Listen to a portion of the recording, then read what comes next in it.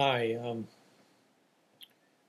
I got a few questions for you people at UNESCO. Last month I went to New York and I talked to a few people in New York, and UNESCO was one of the offices I went to. The reason that I went to UNESCO was because on the UNESCO website in Bangkok for HIV and human trafficking, there's a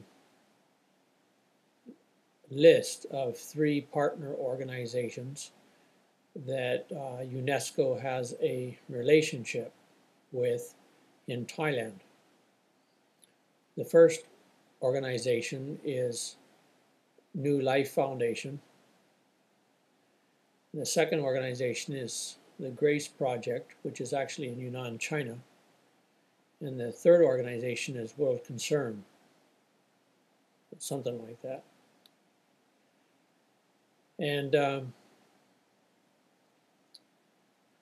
you click on the upper space bars of the UNESCO website on that page, which is a page about a HIV education program in Southeast Asia and trafficking, you'll see that one of the mandates of UNESCO is the protection of culture. They even have a thing at UNESCO called intangible heritage, which in theory is a pretty good thing, and it depends on the nation states to ratify it in order for a group of people in a nation state to get recognition for intangible heritage, which in itself is sort of a contradiction, because if the people like the Akha, for instance, are being trashed by the Thai government, why would they take action with UNESCO to protect the heritage of the Akha people? I mean, they already sold the Akha down the river to the Western missionaries. I mean, here, you want a village? Come get it, Make them your little stooges. So why would they want to work with UNESCO to preserve the culture of the Akha? Every time something goes wrong in Thailand, the Thai government blames the hill tribe. One problem or another, it's always the hill tribe that's to blame. Wall to wall, the country's just Thai. I mean, there's no Karen, there's no Mon, there's no Isan people. Everybody originated in Bangkok and slowly migrated to the far borders of the country. Nothing was made up from France or Britain, the colonies donating parts of other countries to the land of Siam. God forbid that. So anyway, on the UNESCO website, there's these 3 organizations. Now the problem with this is that UNESCO's partnered with these organizations, and that's handled through an office called something like External Relations Cooperation. That's what it is, ERC. I had to really dig. Actually, somebody tipped me off that there was such a ERC. There's the... Anyway, I won't go into it. Okay. Try to keep a sense of humor in all this, but this really is aimed at some people in Bangkok that just don't bloody answer their email or do their jobs. At the Permanent Forum, we brought this up about all the UN agency staff who just don't do their jobs. They have a mandate, but when an indigenous person or an advocate comes and knocks on their door, what mandate, So anyway, I'm not going to mention names about some of the people in the UNESCO office in Bangkok who haven't answered their email or aren't actually following the UNESCO mandate from all perspectives of what should be some of the central focus of that mandate. Oh, there is one other organization that UNESCO is apparently working with in Chiang Mai, and not to exclude possibly others, and that is with SIL. Well, SIL is what we commonly knew and referred to as Wycliffe. It's the same company, Wycliffe Bible Translators. So now in Chiang Mai, UNESCO is working with SIL on an Akha language project. Well, I had a discussion with Schaefer. If he'd answer his email, then I could make sure I was pronouncing his name right. Maybe he can send me a video file and I can practice. But since I'm not real impressed with UNESCO because I've been writing them for close on to a year and they don't answer their email. I suppose it's because they don't get paid for working for UNESCO. Or they got one of those special dollar contracts, work for a year for $1 or work for eternity for $1. I don't know. But the unique thing about these 4 organizations that UNESCO is in partnership with through the special door marked ERC is that they're all missionary organizations. And that's really strange.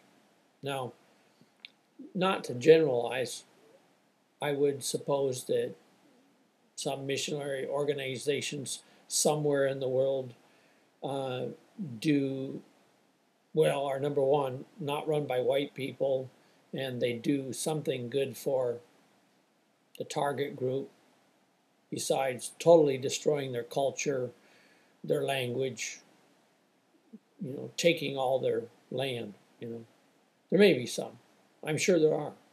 They build clinics. There might even be some mission organizations where the people are really good and they fully understand what's going on and they fully understand the history of missionaries and religion and white supremacy and European colonization and how all the Bibles ended up in Africa and all the land ended up in Europe. They might actually know about some of that stuff, being as they are sort of in one of the most myopic groups on the face of the earth when it comes to history, their own personal organizational history. So I don't mean by any means to generalize that all missionaries are bad or say that they're all bad. I've never said that all missionaries are all bad that I can recall, but there's an overabundance of them in Thailand that we can do without. Now, I have not met one missionary in Thailand who would agree to put on their website that respect for and protection for Akha indigenous culture was something worthwhile and they would stand up for it, or other human rights that the Akha might be entitled to. I even said that if they did that, I would highlight them on my website, www.akha.org. But I haven't been taken up on that by these highly intellectually honest missionaries in northern Thailand. So UNESCO's in this deal in Thailand they're partnered. Now, partnership with UNESCO is a major thing. They're partnered with 4 missionary organizations on some level or another, which means that these organizations may, depending on what level the partnership is, have to be accredited with UNESCO which I would guess is not any simple, easy to do process. So it suggests the significance of the relationship. There's not a casual passing relationship or a typo on the UNESCO website. I suppose if they're only getting paid $1 for working for UNESCO for eternity, that maybe they could make a few typos. But anyway,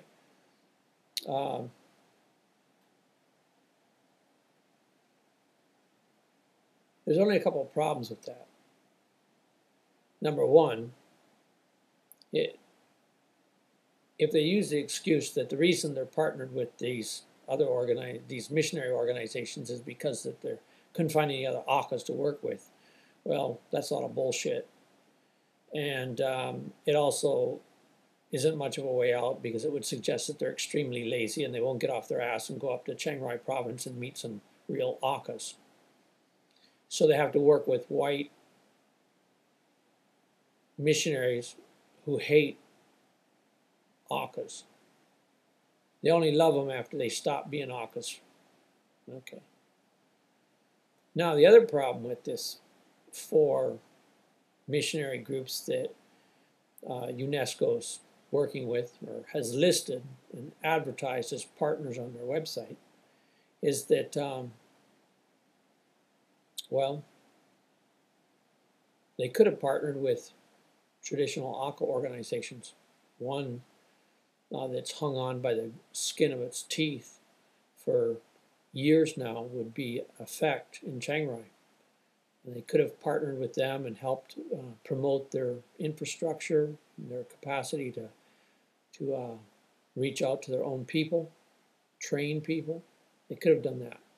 But instead, they chose to partner with missionary organizations who readily admit that they run their projects through a system of pastors. And all these pastors, are, of course, are bent on eradicating Akha culture. So, you know, UNESCO's partnered with people who are deeply invested in eliminating the culture of the people that are the target group. So UNESCO is basically working with people who go directly in contradiction to their mandate. Okay. So there's a couple of other problems, and I'm not going to discuss these all in order because it's a lot of information, so bear with me if I get them backwards while I'm discussing them. You know, like I should have discussed this first, and then I should have discussed that, but I didn't. So you'll have to sort of maybe replay this video and listen to it, and then you can write it on paper what order it's supposed to be. But anyway, the problem is with, I have a little bit of problem with this one guy, particularly at UNESCO. He's a real winner, a real doozy. He says that, okay, well, let me back up. New Life Foundation is basically New Life Center. It's like the big brother of New Life Centers, one in Chiang Mai, one in Chiang Rai. Now, UNESCO is partnered with New Life Foundation. And New Life was started by an American missionary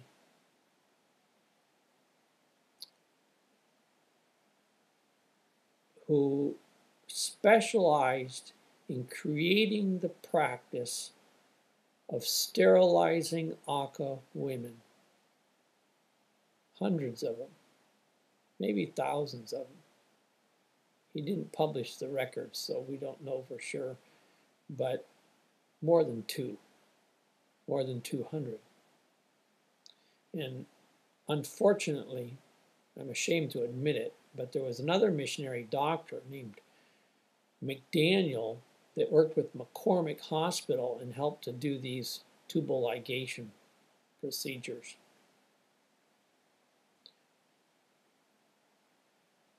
So UNESCO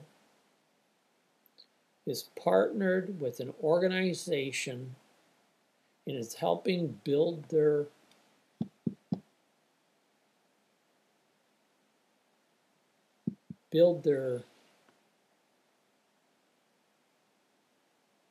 infrastructure with an organization that was started by an American missionary named Paul W. Lewis, or as my German friends say, Lewis, who specialized in setting up the procedure of sterilizing Akha women.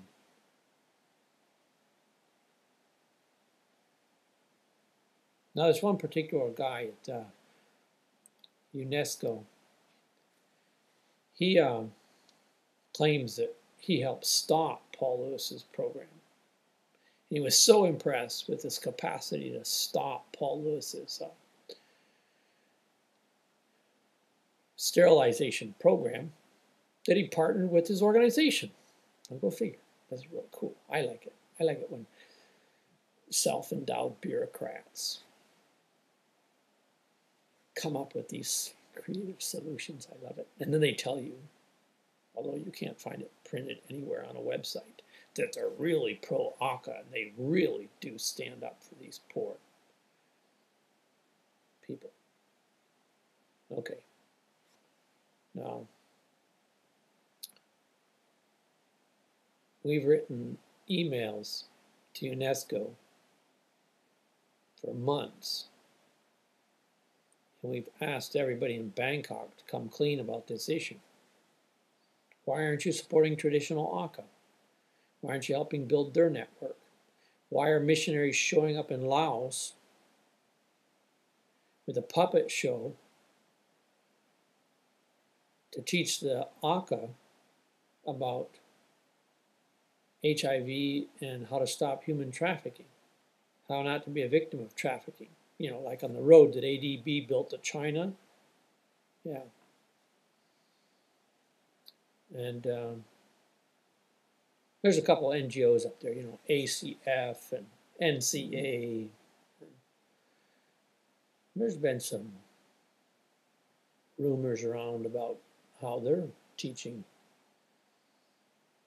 the good ladies of the Akha villages about trafficking, how not to get HIV, you know, a few things like that. NCA is Norwegian Church Aid, so you can imagine that their teaching skills are quite developed. Anyway,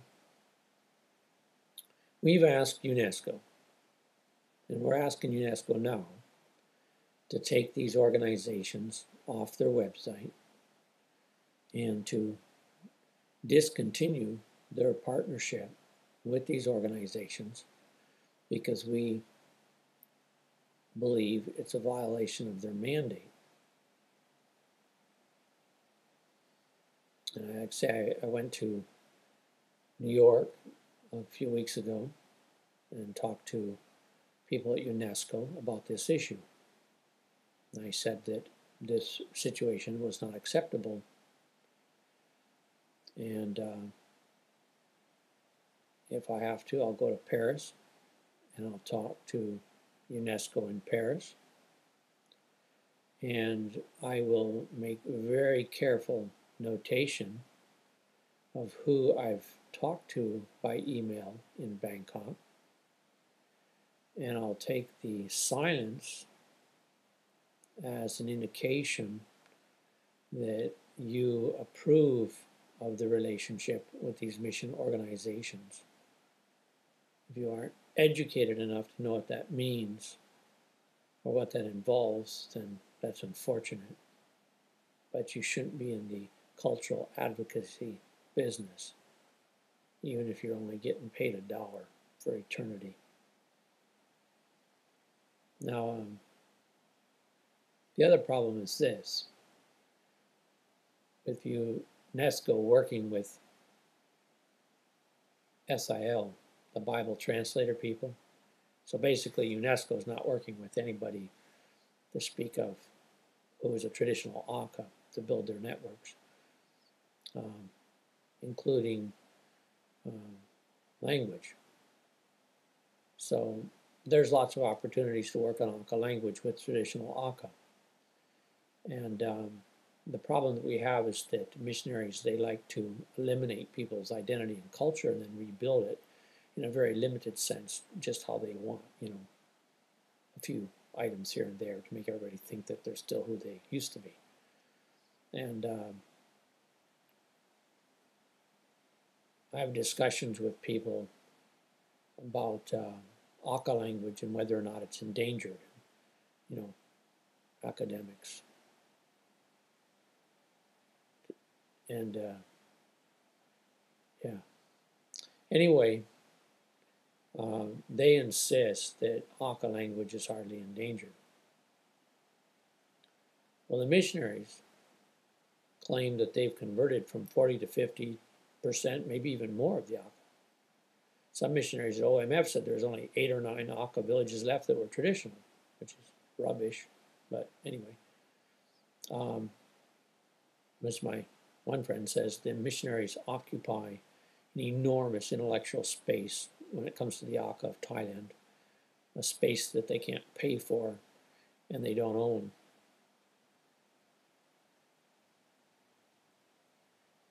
And so you have this problem that with the language that on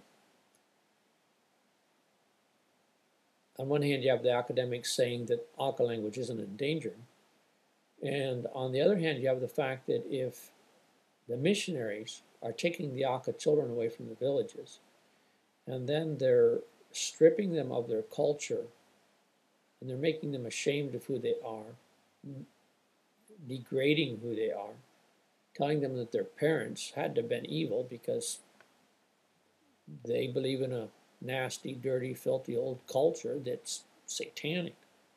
We had a big battle with OMF, 2 years trying to get them to take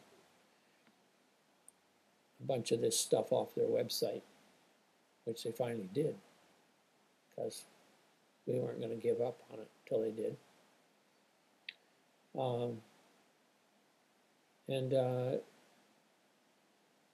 So I was discussing with these academics about Akha language, and I was saying if you take the entire corpus of Akha language, which is made up of songs, it's made up of recitals, it's made up of poetry, it's made up of orthodox law that governs Akha villages and says how things will be done on what days, by whom, what time of the year, in what circumstances, exactly. And you can go from one Akha village in Laos to one Akha village in Thailand, and for the same event, basically the same rules are observed by the same elders and so forth. Now, if you teach a child that this is all rubbish, and so they no longer listen to the oral tradition and education, the oral library passed down from their parents to them, they no longer bother to learn it because it's all rubbish. Then, at the end of the day, you have an Akha who can describe a few situations in Akha language,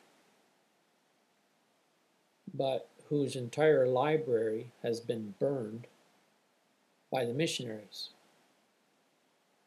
So basically, all the nouns and verbs that make an Akha person, different from a Southern Baptist, different from a Catholic from Rome, all of those things have been eliminated. Ethnoculture genocide perpetrated by the missionaries.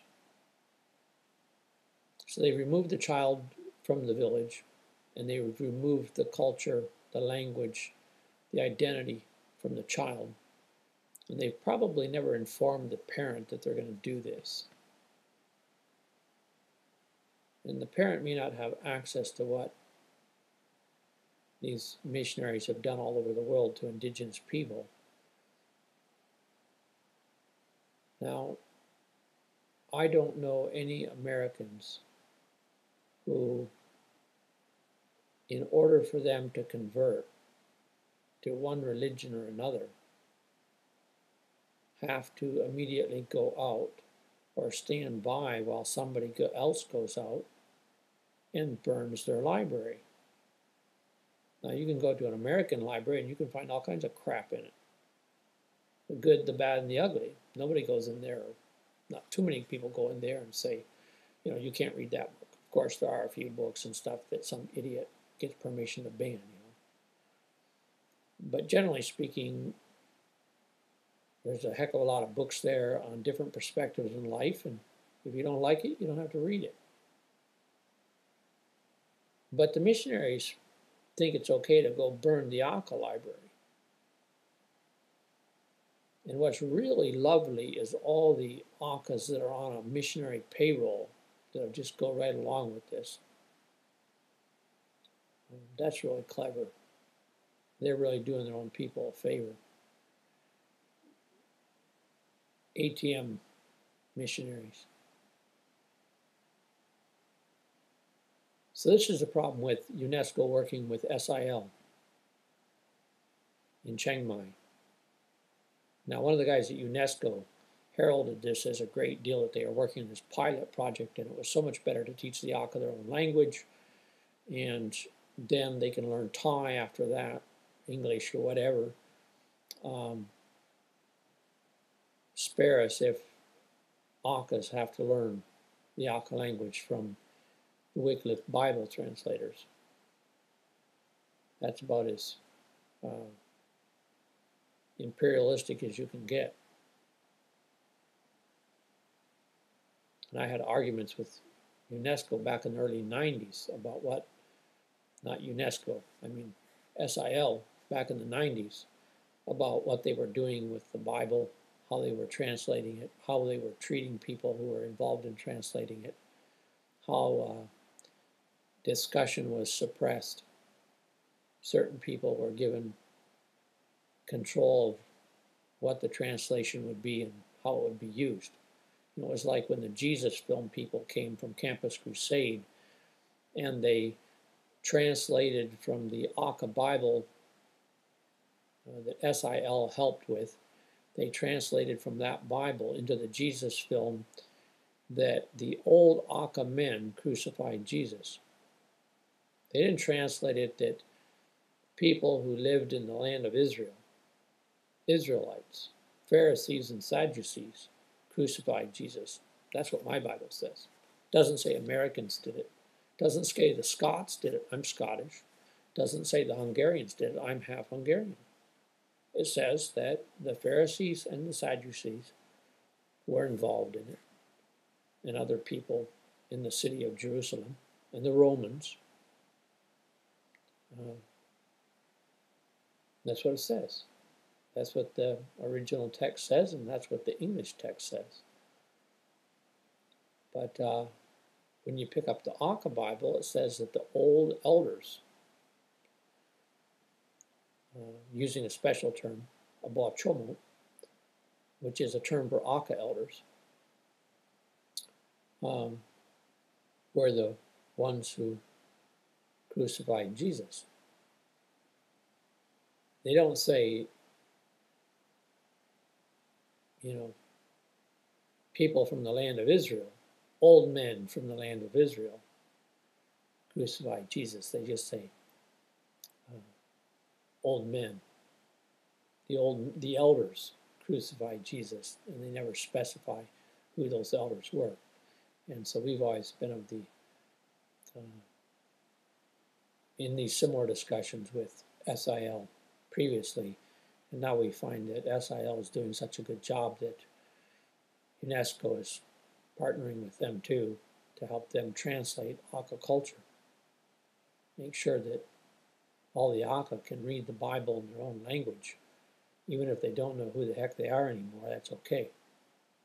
Which brings up a very interesting question. This partial part of my brain, it entertains these theological questions, which is it okay to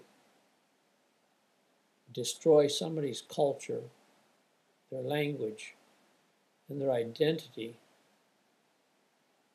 their literature? That's what this is really about. It's about Akha literature I got a big stack of manuscripts behind me. I spent hours typing these in. Stories from the Akha, old Akha people who wrote down stories, who made tape recordings out in villages and brought them back to impoverished houses and wrote them down on lined paper.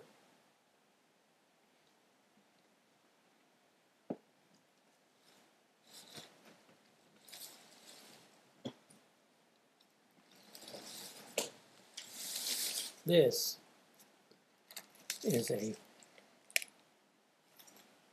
just a partial stack of Akha manuscripts, handwritten Akha manuscripts, handwritten in the Akha language that I have yet to type into the computer and make into printable Akha books. And this would never have been recorded by SIL or Wycliffe Bible translators, because as far as they're concerned, the gospel they want to preach is the gospel of ethnocide. That the way you convert people is you destroy them and their culture and their library and their literature. The Bible's literature. It's Hebrew, it's Greek literature. And they would think it was a crime if the Bible was destroyed. Even if the only argument they used was it's literature. We should have a right to read it. So why do they need to destroy Akha literature in order to make their own Bible somehow more valid?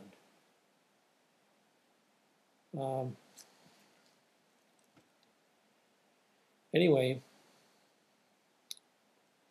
we're asking UNESCO to take the stuff off their website and to end their partnership with these missionary organizations and to begin to fund traditional Akha organizations, as they should be funding them, to support traditional Akha culture, to preserve it, to protect it, to publicize it, to make sure that it's not gone in a few years because none of the oral traditions got passed down to the children. We also think UNESCO should be like ring on the phone to UNICEF and should be saying, why do missionaries have permission from somebody to go to Akha villages and take all these children down and bring them down and put them in mission schools for brainwashing, where all kinds of really willy-nilly stuff goes on. Their parents can't check on it. Or as one missionary said when his son was accused of tweaking, abusing, messing with one of the girls that they had removed from the village, the father of the boy who ran the mission said, what goes on in these walls in the mission are nobody's business. Okay. So when is UNESCO going to get their act together in Bangkok and call UNICEF, who's probably down the street somewhere, they go drink with them every night, and going to start investigating this removal of Akha children? And we're not talking hundreds, we're talking thousands. We're talking some missions that have 500 children, Akha children, removed from their villages. And they're telling the donors they're orphans. They're not orphans. There's maybe 5%, 10%, probably less than that, who are missing one or both parents. And there's always these other relatives in the village, since the whole village is only made up of about 5 connected intermarried families, 3 different clans or so. So in Akha life, there's not very many true orphans that nobody in the Akha world cares about or wants to take care of. But the American donors and the churches don't know this, and so it's a great scam. So you can just go down there, and big organizations like Rotary International will help promote your little scam, and you can take hundreds of Akha children away from their villages for conversion and making them good little white children, you know, who believe in your religion, and you get paid for it. And why isn't UNESCO calling UNICEF to check this all out? So we think that the UN agencies in Bangkok need to start doing their job, and that'll be the subject of more videos as time goes on. That about covers it. We need those missions removed from the UNESCO website, number one, and we need to see money, an equivalent amount of money that's gone into those organizations, go into traditional Akha organizations, if not more so. And we also need to see UNESCO review its policy on community-based ecotourism in Akha villages, which we can see no evidence of being community-based at all. You didn't come in my village for that kind of a crap arrangement that you guys got going on there. I see some people that are getting pretty rich off it, but it's not the Akhas.